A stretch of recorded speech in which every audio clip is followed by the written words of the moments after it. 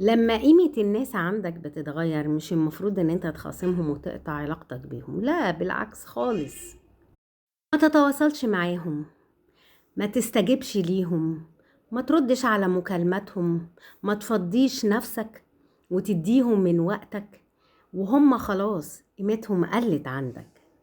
والأهم من ده، ما تفكرش فيهم وفي مشاكلهم وازاي ان انت تقعد تحلها لهم.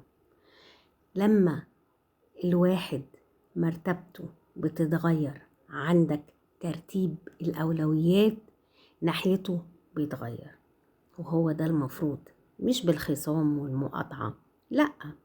غير ترتيب الأولويات، أريح بكتير قوي من الخصام وإنك أنت تزعل ويبقى من جواك زعل ناحية حد خلاص ما بقاش مهم. شكرا.